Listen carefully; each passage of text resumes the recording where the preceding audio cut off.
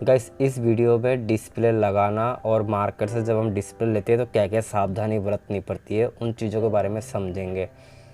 तो वीडियो को लास्ट तक बने रहिए, तो उसमें बहुत कुछ सीखने को मिलेगा आपको। जो बिगिनर नए हैं खासतौर पर उनके लिए वीडियो बना रहा हूँ। तो अभी ये देख पा रहे हो, मैं ये डिस्प्ले मार्केट से परचेस करके लेके आया हूँ। फ़िलहाल अभी इसमें फ़िटिंग नहीं किया, तो बैटरी वैटरी सब एक बार खोल देता हूँ। और डिस्प्ले जब हम मार्केट से लेते हैं तो क्या क्या सावधानी बरतनी पड़ती है। उसमें क्या होता है कि लगाने के बाद में डिस्प्ले रिटर्न नहीं होता है, तो ऑल इंडिया जानते ही हो यही सिस्टम है। तो फिटिंग करने से पहले कुछ चीज़ें ध्यान देना पड़ता है, वो चीज़ें भी बताऊंगा। फ़िलहाल तो इस मदरबोर्ड को मैं दोबारा खोल लेता हूँ। अब ये मोबाइल तो खुला हुआ है। वैसे सपोज करो आपके पास कोई ऐसा मोबाइल आ जाए जो अभी तक खोला ही नहीं है, मैंने आप उसे खोलना स्टार्ट किया, तो उसमें आपको ये चीज़ ध्यान देना पड़ता है। जो इंपॉर्टेंट जो फ्लैक्स होता है ना, जैसे कि मैं ये देख रहा हूँ चार्जिंग है, फ्लैक्स खोल रहा हूँ, ये तो क्या है थोड़ा हार्ड है, जल्दी से टूटता नहीं है। फिलहाल इसमें एक फ्लैक्स और आपने गौर नोटिस किए होंगे, वॉल्यूम का पावर स्विच का जो फ्लैक्स है वो इतना स्मूथ है, वो थोड़ा सा भी खिंचाव में टूट जाएगा। वो खिंचाव में टूट गया तो आपको 300-400 रुपये का नुकसान हो जाएगा। तो वो ऐसे छोटे छोटे चीज़ें हमें ध्यान देना पड़ता है, क्योंकि सेंसर का पत्ता टूट जाए, फिंगरप्रिंट का पत्ता टूट जाए, तो ये चीज़ें पे खासतौर पर ध्यान देना है आपको। अभी जैसे ये डिस्प्ले सेफली मैंने निकाल लिया, वैसे फिटिंग नहीं किया, पेस्ट कुछ भी नहीं लगाया। अब मार्केट से जब हम डिस्प्ले लेते हो ना, तो आपको ये ध्यान देना पड़ता है कि ये जो कंपोनेंट लगे हुए, कंपोनेंट के ऊपर रैपर लगा हुआ होना चाहिए। और जो साइड में जो आप डिस्प्ले का लाइट देख रहे हो, इसके ऊपर भी रैपर लगा हुआ होना चाहिए। और रैपर ब्लू कलर में अगर रैपर लगा हुआ मिलेगा आपको तो ज़्यादा क्वालिटी अच्छा है, मतलब डिस्प्ले का। और इस तरह से गोल्डन कलर का ऐसे एल्यूमिनियम का रैपर लगा हुआ रहेगा तो समझ जाओ कि डिस्प्ले की क्वालिटी अच्छा है। क्वालिटी में डिफरेंस होता है, कुछ हल्के होते हैं, कुछ 2-3 तरह का क्वालिटी होता है। तो इस टाइप का क्वालिटी ज़्यादा बेस्ट माना जाता है। और फिलहाल आप देख रहे हो, मैं इसका जो ये गम हटा रहा हूँ सारे के सारे। ये जितना आप साफ़ करोगे उतना डिस्प्ले जो है प्रॉपर फिटिंग बैठेगा। और फिटिंग ये गम अगर नहीं हटाओगे तो फिटिंग प्रॉपर बैठेगा नहीं। और ये गम तब लगा हुआ मिलेगा जब वो कस्टमर अगर पहले से उसमें ऑलरेडी डिस्प्ले मार्केट से लोकल शॉप से लगवाया हुआ होगा तो इस टाइप का गम मिलेंगे। और अगर फर्स्ट टाइम अगर आप किसी मोबाइल का कंपनी का अगर डिस्प्ले खोलते हो तो इस टाइप का गम नहीं मिलेगा, रबड़ का टेप मिलेगा। तो उसको भी आप हटाओगे तो बेस्ट होता है, डिस्प्ले की फिटिंग प्रॉपर बैठता है। तो कुछ ओरिजिनल डिस्प्ले जो होता है वो मोटा आता है, वो पतला आता है और स्मूथ आता है। और लोकल डिस्प्ले जो होता है वो मोटा आता है, तो फिटिंग करने में प्रॉब्लम होता है। तो जितना फ्रेम को साफ़ करोगे उतना आपके लिए बेटर है, कस्टमर भी सेटिस्फाई होगा और आपको लगाने में अच्छा भी लगेगा कि हाँ फिटिंग प्रॉपर हुआ है। तो ये पेस्ट ही है, जितना साफ़ करोगे उतना अच्छे से फिटिंग होगा।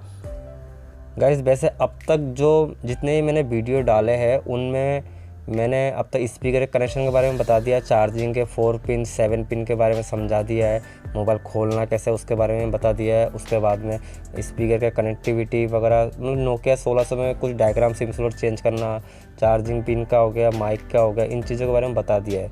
तो अगर कोई सवाल अगर आप इनडायरेक्टली समझोगे तो आपको कुछ भी समझ में नहीं आएगा। मैं जितने भी क्लास से स्टार्टिंग किया वो सारे चीज़ें आप देखोगे तो आपके मन में जो भी सवाल है ना उस सब का जवाब एक एक वीडियो में मिल जाएगा। तो फिलहाल अगर आप ये समझ लो कि शॉर्टकट सीखना है तो कहीं ना कहीं आप अटक ही जाओगे, तो बेटर है कि complete class step by step ही करें। तो फिलहाल आप ये देख रहे हो कंप्लीट हट चुका है।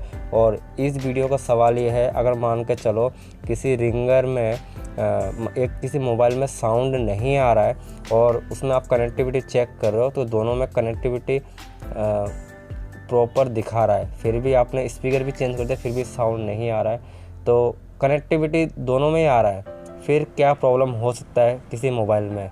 तो इसका आंसर आप कमेंट बॉक्स में दे सकते हो। और फिलहाल इसको मैं वीडियो को फास्ट कर देता हूँ क्योंकि साफ़ करने में आधा 1 घंटा लग जाता है।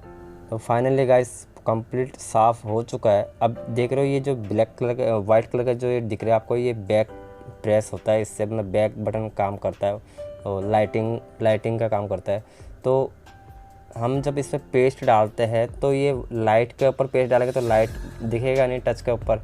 तो यहाँ पे कभी कभी सैमसंग मोबाइल में देखोगे कि बैक फ्लैक्स पत्ता होता है, तो उस पत्ते पे आपको पेस्ट नहीं डालना है। इसमें तो नहीं है लेकिन अधिकतर मोबाइलों में होता है, तो पेस्ट आपको कॉर्नर कॉर्नर से डालना है, जिस तरीके से मैं डाल रहा हूँ। और जब आप साफ़ करोगे तो आपको ध्यान देना है कि फ्लैक्स टूट ना जाए। कुछ मोबाइल ऐसे होते हैं डिस्प्ले के नीचे फिंगरप्रिंट होता है, ओप्पो के F3 मॉडल में देखोगे तो डिस्प्ले के बीच में फिंगरप्रिंट होता है, तो फिंगरप्रिंट का पत्ता भी बहुत सॉफ्ट होता है। तो उस जगह पे आप साफ़ करने के चक्कर में फ्लैक्स जो पत्ता है वो टूटना नहीं चाहिए। और पेस्ट लगाओगे, पेस्ट लगाते वक्त आपको ध्यान देना, जैसे कि मैं ईयर स्पीकर का जो होल्स है उसमें मैं डाल नहीं रहा पेस्ट, और जहाँ पे सेंसर लगा हुआ रहता है वहाँ पे भी मैंने पेस्ट नहीं डाला है।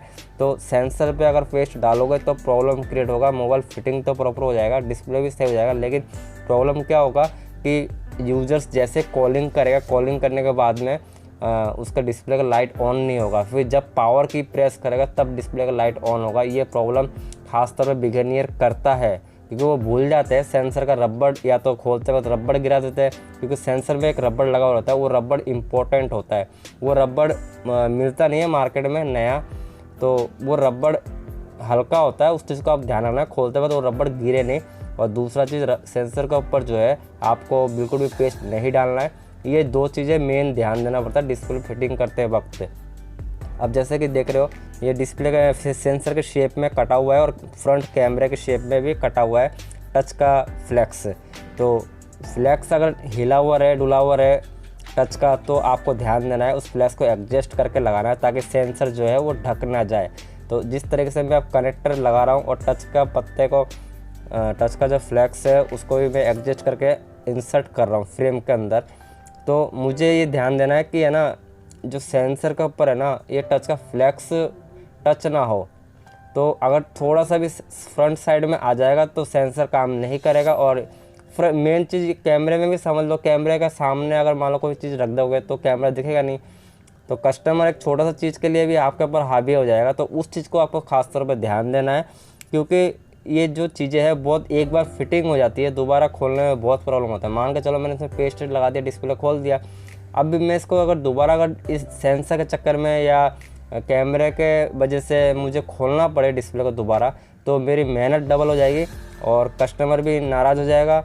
और तीसरा चीज़ ये हो सकता है कि डिस्प्ले भी ब्रेक हो जाए, क्योंकि ये लोकल डिस्प्ले होता है, एक बार फिटिंग होने के बाद में उसको उठाना दोबारा बहुत मुश्किल का काम है। उड़ तो जाता है लेकिन मुश्किल का काम है।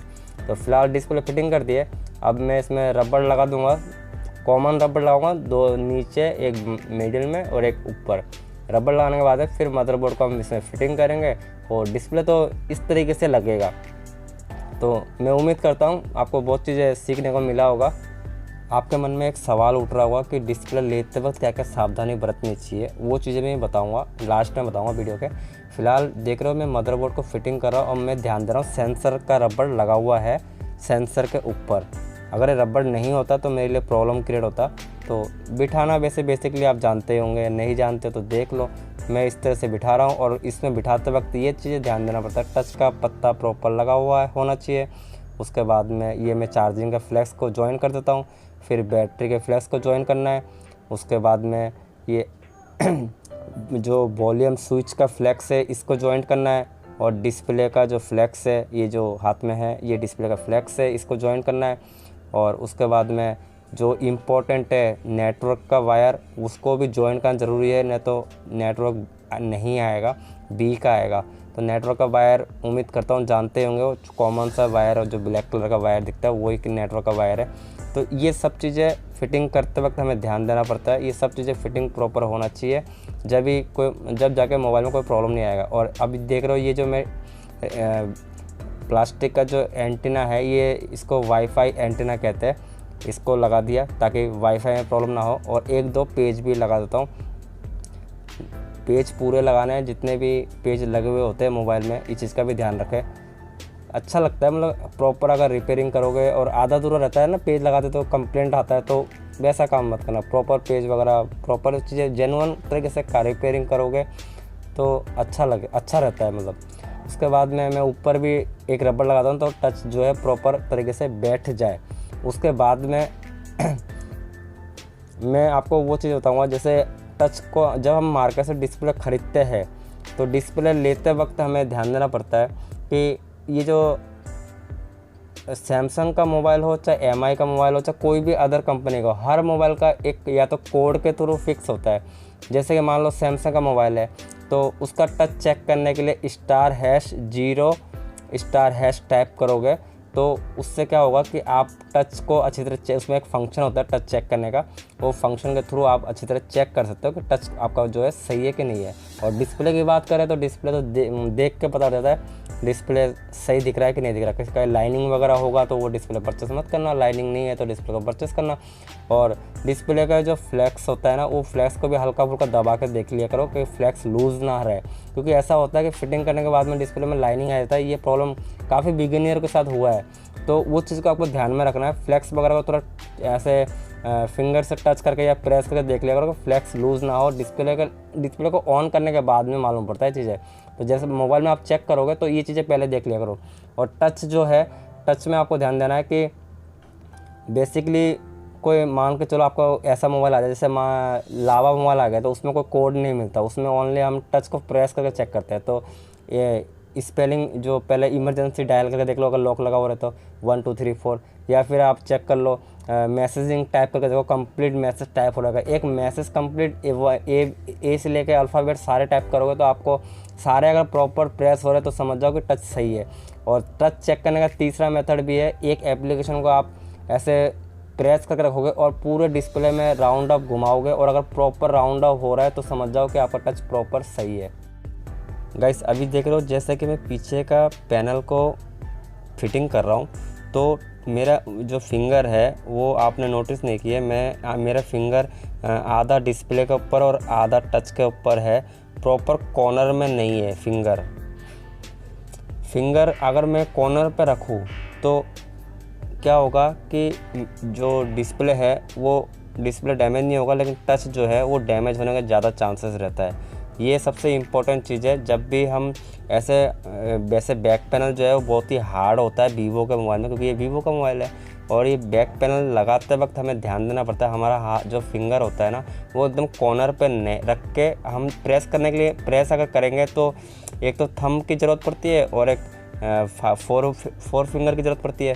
तो जब हम प्रेस करते हैं तो ये खास तौर पे ध्यान देना है आपको, कॉर्नर पे प्रेस ना करो। कॉर्नर पे प्रेस करोगे तो टच डेफिनेटली ब्रेक होने का चांसेस है। और ख़ास तौर पे सैमसंग के मोबाइल में ये मिलेगा कि हम फिटिंग करते हैं, फिटिंग करने के बाद में सब कुछ सही तरीके से होता है, लेकिन लास्ट में क्या होता है जैसे हम बैक पैनल को फिटिंग करते हैं तो हमारे हाथ से जो है टच कहीं ना कहीं से ब्रेक हो जाता है।